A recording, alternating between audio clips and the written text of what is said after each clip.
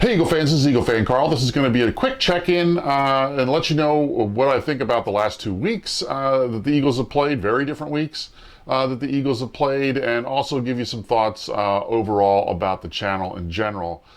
So I want to start there. I'm not going to bury the lead. I'm going to put the channel on a hiatus for a little bit. When I started doing this, it was for a few different reasons. Number one, it was a great outlet for me to talk about, my thoughts. Let you know what I thought about the Eagles, and sort of just, and sometimes it was a great way for me to vent when things didn't go well. It was also a way for me to celebrate when things were going well. I had moved out of state several years back, so it was also a way for me to keep in touch with family and friends back in Pennsylvania who would ask me what I thought of the Eagles, so it would give me a great opportunity to sort of share some of those thoughts as well. Another reason I did these videos is because it was just a lot of fun. I enjoyed doing them. I enjoyed recording them. I enjoyed, putting them together, and it was a lot of fun for me to do that.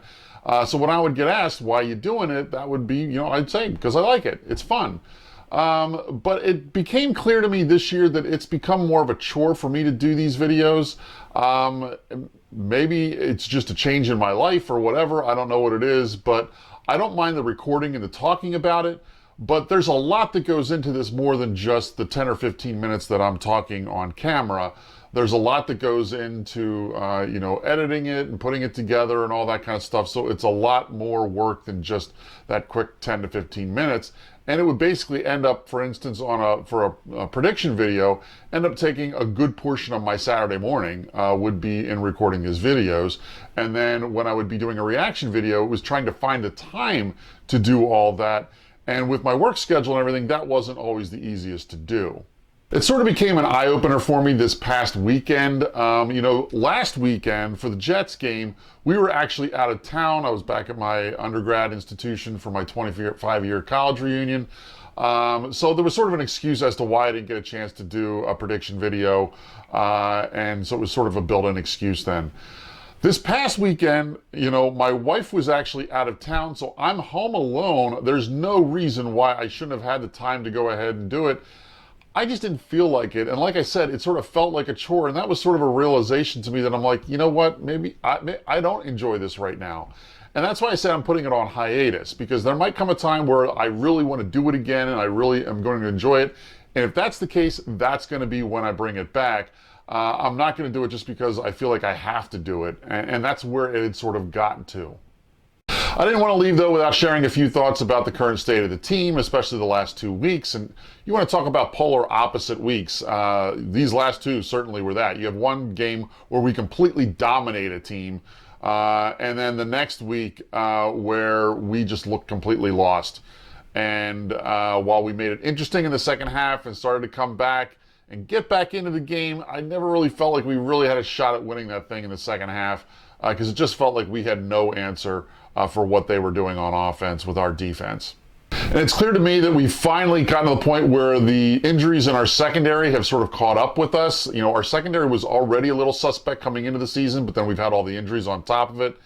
And, we finally then came up against a team that took full advantage of that, which had not happened up till this point, or didn't have the talent to do it, as we saw with the Jets the week before. But really, it sort of caught up with us, and everything that could go wrong went wrong in that game. Not just the poor talent, but also miscommunication, missed tackles, bad play design, I think, sometimes in the defense with not having deep help, and all that kind of stuff. Just sort of everything, like I said, that could go wrong did go wrong, and the secondary just looked terrible. Fortunately, Jalen Mills could come off the pup week this week, and I don't know that that's necessarily going to make a huge difference, but it can't certainly hurt. He hasn't played now for a year, so it's going to be interesting to see if he's going to be able to come back and be what he was before. But at this point, he can't be any worse. It's clear to me at this point that Sidney Jones, at minimum, needs some significant coaching to improve his game. But what I really fear is he's just not good enough to play in this league for whatever reason. I was excited about that pick when the Eagles made it a couple years ago, but it just seems to me at this point that this guy's a bust and just can't play in this league. It's really then looking back on that draft pick, really sort of a problematic pick, because you picked a guy that was a bit of a reach because of the injury when there were other guys that you could have picked that could have played immediately that year. And now those guys would be like third-year veterans. So it really is a problematic pick now looking back on it.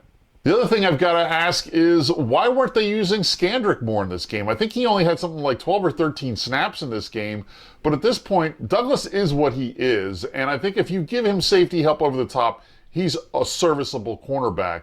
But you've got, on the other side, why aren't you just going ahead and put... Skandrick couldn't have been any worse than what Sidney Jones was doing, so why aren't you at least putting him in there to try and stop some of the bleeding that was happening in that game? I don't understand why he wasn't utilized more. At least he's a veteran in this league that's played some and might be able to adjust to some of what Minnesota was doing. But let's go ahead and turn our attention to the offense, because the defense hasn't been alone in all the problems that we've had this year. Some of it's been on the offense. I've seen a lot of fans in social media and on the radio talking about the fact that, it's Wentz's fault. People that say this is Wentz's fault are idiots. I really don't know what to say to people like that. I know you expect a quarterback to be able to overcome a lot, but you're asking a lot of any quarterback to be able to do what you're asking him to do if you think it's his fault. Frankly, as it relates to last week against the Jets, I'm really not going to criticize the offense that much. We got an early lead in that game, and the offense didn't look great, but I think we sort of went vanilla preseason kind of mode, because it was clear that at 14-0, we already had enough points to beat that lousy team. But ultimately, this past week, the offense looked inconsistent at times. Some of that, I think, is the fact that we've been stagnant without the deep threat. And if you recall, in the preseason video I did with my cousins earlier on, and we were talking about, who's the one guy you can't lose on offense other than Wentz, the one guy I said was Deshaun Jackson, and this is why. Without that deep threat, the other guys are expected to make a lot more and do a lot more. There's tighter windows they've got to catch the ball in, and some of these guys just aren't good enough to do it. And across the board, I think this is the case with our receiving core. Zach Ertz is having a down year. Alshon Jeffrey's been okay, but not at the level of a wide receiver number one. Nelson Aguilar has been inconsistent at best. And Arcega-Whiteside has been invisible. Mac Hollins has been terrible. So really across the board, the wide receivers have just underperformed this year. When you look at it, I don't know how much more you can put on Carson Wentz when that's what's going on with your other skill players. So I really don't know what else you can ask of Carson Wentz in this offense. And if you're one of the people that blames Carson Wentz for where we're at right now, I'm sorry, but you're an idiot. And if you want to know who another idiot is, it's Doug Peterson, because some of the decisions he made this past week were just flat out idiotic. I'm specifically thinking about the fake field goal at the end of the first half. We love to celebrate Doug being aggressive and all that kind of stuff, but there's a difference between being bold aggressive and being dumb aggressive. And this clearly was dumb aggressive.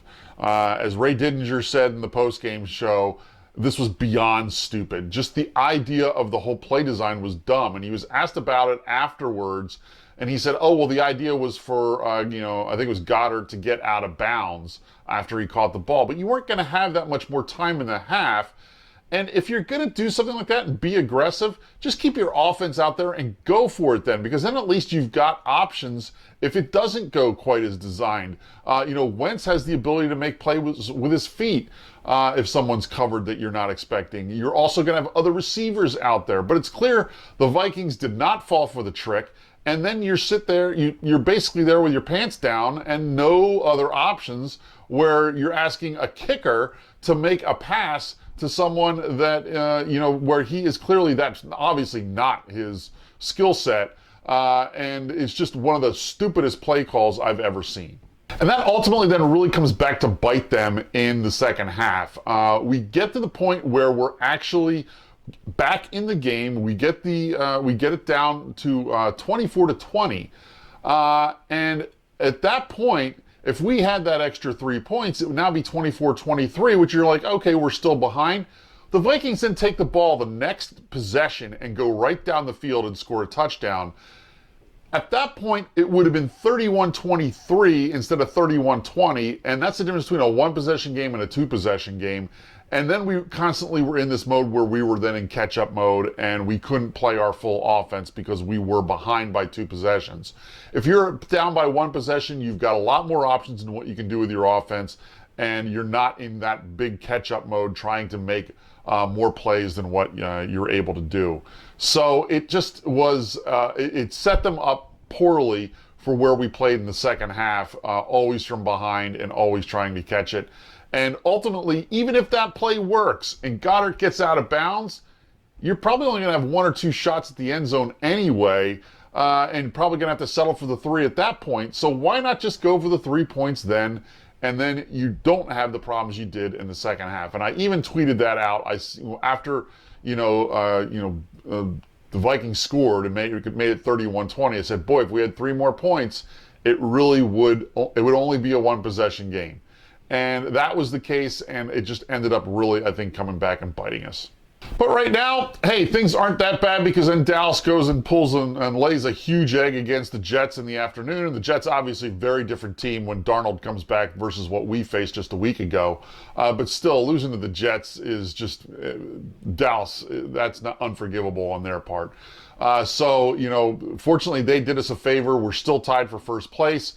And we've got the big matchup with them next week. And at this point, it really wouldn't surprise me if the Eagles bounce back. They played better in the secondary. Like I said, maybe we get Mills back and we're able to do some different things. Amari Cooper was hurt yesterday, so you don't know what his deal is going to be going into next week's game. So maybe that doesn't put quite as much pressure on us. All in all, though, I think that the Eagles are in a situation where they can win this game against Dallas. Of course, Dallas... that would mean they would lose 4 straight, which is also a little bit hard to believe that that's going to happen. But with these Dallas Eagles games, anything can happen. For whatever reason, we seem to play better down there and then they play better up here. So who knows what's really going to happen with this game. So like I said, I am going to go on hiatus. I am still making prediction tweets. So if you want, you can follow me on Twitter. My Twitter handle is EaglefanKarl. So go ahead and follow me on Twitter, and I make predictions on there. Usually Saturday or Sunday morning. I'll go ahead and put my prediction up for the game. If you want to keep track, I like the Eagles went 1-1 the last 2 weeks. Obviously picking them to win both weeks. So that's where I stand right now. Going forward. Maybe I'll make tweets about studs and duds afterwards. So if you want, follow me on EaglefanKarl, and you can continue to get my thoughts if you're interested in going and interested in learning what I'm thinking. And then, of course, going forward, like I said, maybe I'll be back at some point if it feels like I've really got something to contribute and it's something that I'm going to enjoy. I'll go ahead and be back. But as always, let's go ahead and fly, Eagles, fly.